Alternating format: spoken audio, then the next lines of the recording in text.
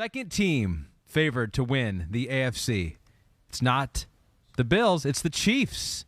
So the Bills are favored to win the whole thing, the AFC this year. So we'll go to the Chiefs here, plus 550.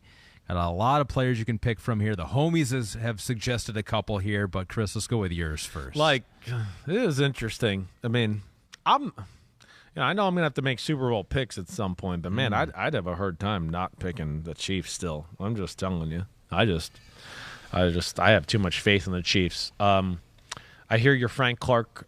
You got Frank Clark. Oh, you just exposed mine. What? You just gave it away. I totally just had a blonde New Jersey moment and just read the name that was in front of me. Frank Clark is my guy, as you already know.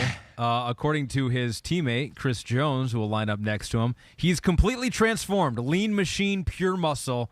I think he's going to be special, and they need that from him. He was criticized last year for maybe not coming into camp in shape and not having that motor last year, so we'll see if Frank Clark. He's my guy to watch, as Chris told I like that. But I do like that, and he does have to have a big year for what they're paying him, trading for him a few years ago. And, yes, it wasn't very good, especially, maybe the first 10 weeks of the year last year.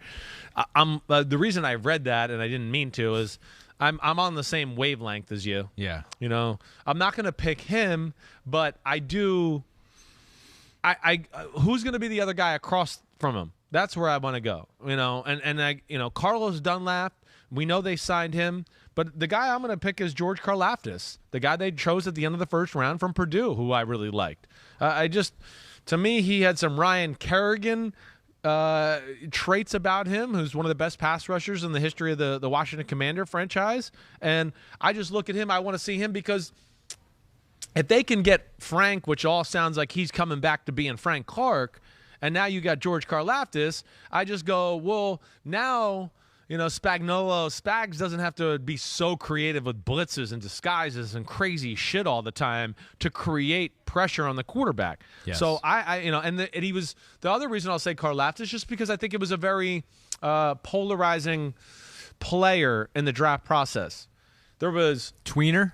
A little bit of a tweener, exactly right. Where there were some teams that I think really liked him and thought, man, he could go in the top 16, top 18 of the draft. And then others that were like, he's just not long enough. And I don't know if he's got some of the traits to be a top-level pass rusher.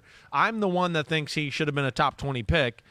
He was sitting there. And if he can be a guy that can win off the edge consistently and kind of be that presence, I just go, oh, man, the Chiefs – they got, linebackers should be good. We know Chris Jones is one of the best D tackles in football. The secondary's got players all over it, and that would be the finishing touch right there. There are some reports that some of the young guys on defense are kind of reshaping that defense and maybe going to not have those rookie struggles, and maybe they'll actually be better than they were last year.